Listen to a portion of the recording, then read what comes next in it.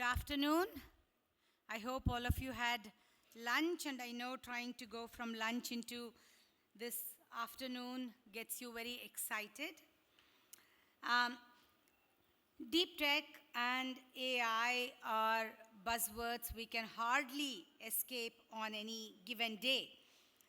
But the topic today we want to go deeper through the afternoon is how do we get more women to be the voice agents or voice enablers for the inevitability of how deeply technology is going to be embedded into our lives. So the theme of Dare to Disrupt, we had over 400 people register for this event. I think that's a clear sign that collectively we are ready to disrupt and ready for this challenge of stronger leadership with inclusivity.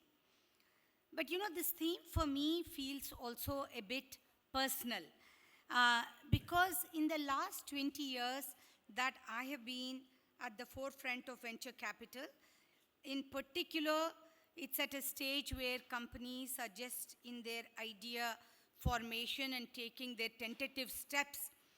Many times, I see brilliant women hesitate at the doors where I think they have a right to walk through or barge through, and oftentimes it requires a little bit of that nudging, mentoring to have them propelled through the door.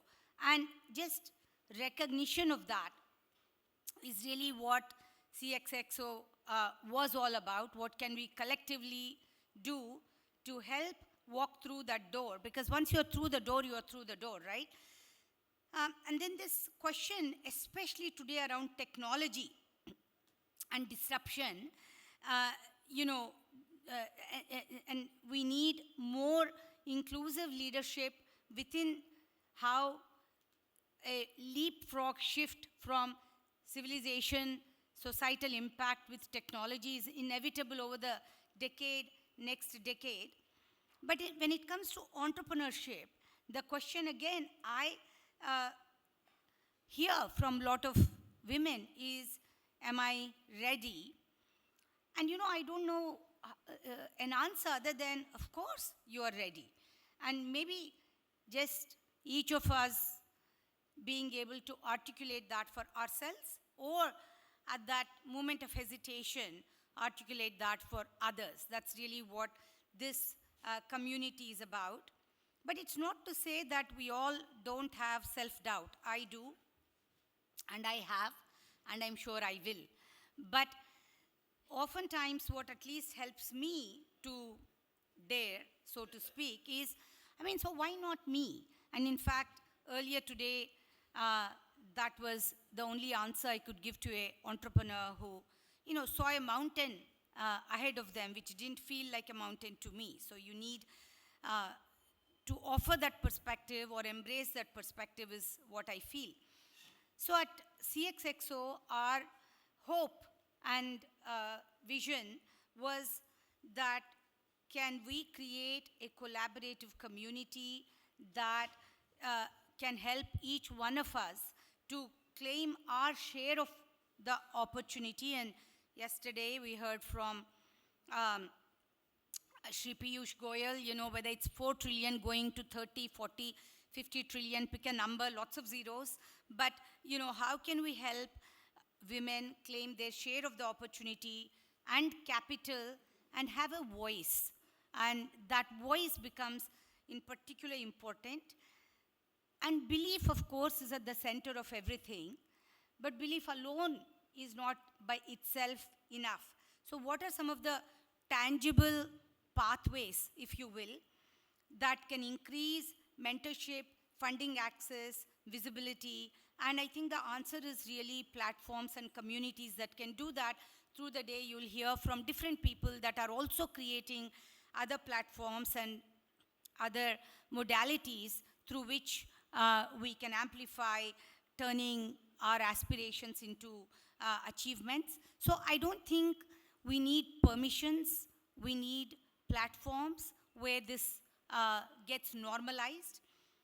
And every time world goes through major technology shifts, and I feel like I've lived 3 4 of those in my lifetime as a engineer, starting out as an engineer in the geeky world of technology over the last 40 years of my career. I think I've seen a few technology shifts, and including the dot-com bubble of 2000. At every shift, what happens is balance of power gets rewritten. It could be new companies that emerge, new leaders that emerge, new geographical strengths that emerge, and so on and so forth. And you have to adapt, and you have to adapt within a window to have the voice to define what comes next. And as I was thinking about it, I remembered a book that has stayed with me for a very long time and influenced some of my thinking, which I read many decades ago, The Rise and Fall of Civilizations. And history is a topic I'm interested in. And what it teaches us, history always, and this book talks about how societies at their leading edge and civilizations devolve because they stopped at some point evolving with new ideas and new technologies. And a lot of Eastern civilization went through that, but not in our generation. Fortunately, we are in a generation where there is a resurgence, and we are, in that sense, maybe an ancient civilization, but a young nation in terms of adaptability, openness to technology, and, if anything, being on the forefront on building public infrastructures, policies. We'll talk a little bit about that with Anna in just a few minutes. So to me, progress, personal progress, a nation's progress is never automatic. It is a choice, but it's a choice renewed by each generation. And with the shift that we know is to come, it's hard for any one of us individually to comprehend and propel what that looks like, but collectively, in an involved effort, what do we want? The AI, deep tech, technologies that will transform the world, our world, how we live, how we work, how we eat, how we breathe, to be transformed, and it will be transformed in a fast pace, with or without us.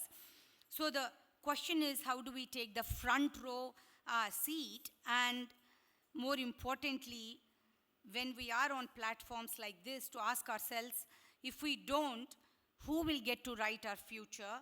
And that question, I think, is more important for women, the other half of the world, than for anybody else. So, because once the foundations are laid, it's very, very hard to undo them, and certainly very hard to catch up, and that takes decades, if not centuries, as we know. And why is it important? Even if you take simplest of things, a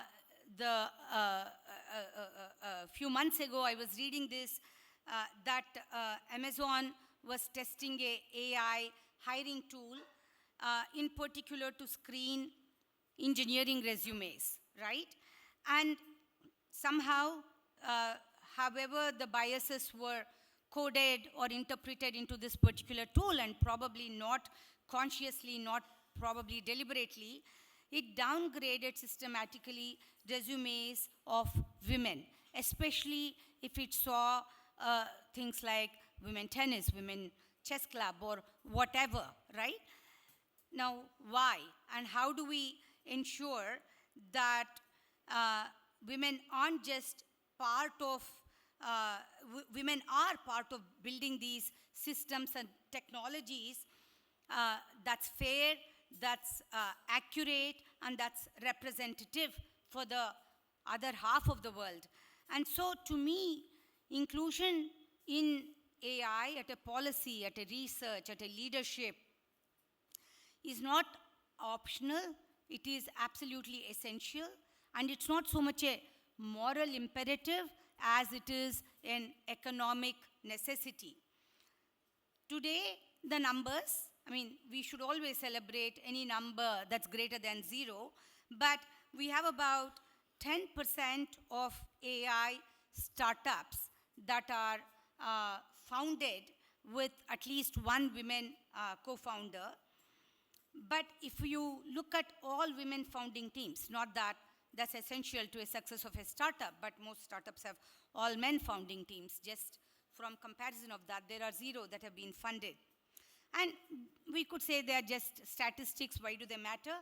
They matter to me because I see that as potential that's wasted. I see that innovations that need to see light that are not built because the builders are not in that room. So how can inclusion, not just as a talk, but as a necessity, be the standard for innovation? And that's where our collective energy can make a difference, can propel outcome, impact, change. Today, in a little while, we will also hear from some deep tech disruptors. We wanted to spotlight on thinkers and innovators ahead of their commercialization and success, and we put a call out, and we had 75 plus applicants, and we were very excited at the level of innovation thinking we saw within that. External jury decided these three to receive a small grant. You'll hear from them so that we are inspired and optimistic to the future and work that's going on. We also have a report on women in AI. Please download or pick up a copy. We want to hear your feedback. We would love to collaborate on it more. And we'll have some of those coming up next. But I want to leave all of us with a few questions. How do we ensure technology reflects all of us? The computer age happened before any of us could blink, and it didn't necessarily embrace that. But we have an opportunity today to be intentional and proactive in how our voices, our language, and Kalki was talking to me about what she worries about, safety because of language, and without going into what I learned, it was a completely new perspective that I hadn't thought about. But our differences, but also our commonalities, our realities, how are they going to get represented in technology? Because, you know, the bionic age, if you want to call it, isn't that far away. So I don't think it's enough that women are invited to the table. I think it is essential that women are at the head of the table, at least on some tables, right? Because beneath the coding and circuitry of technology, AI is simply a story. It's a story about all of us, and it's a story about our futures. So, and we should be the authors, the architects of that, right? Now, I want to get on with the afternoon, but before that, our partnership with TiE globally has been several decades long. In fact, I started out sitting in a TiE session at a table like this, getting inspired and starting my first startup, and also having TiE help me find my investors. So I have a personal affinity and gratitude to TiE. And they're always trying to create spaces and conversations to inspire, connect, and have entrepreneurs belong. And I think today's event with today and yesterday, of course, if you were here yesterday, is keeping with the times, so to speak, and keeping with that vision. So, and I want to thank all of you for being here, for support. And this afternoon wouldn't have been possible without Geetika and Upasna, and I hope you know both these ladies. And at TiE Delhi NCR, I think they've shown what can happen if women lead. And the entire TiE team, year after year, putting this event together. Thank you for creating this opportunity. And this is actually the first time we are hosting the CXXO Summit outside of Bangalore, and but for them urging it, probably wouldn't have happened, and it's turned out to be a fabulous experience and collaborative experience that's been exceptional.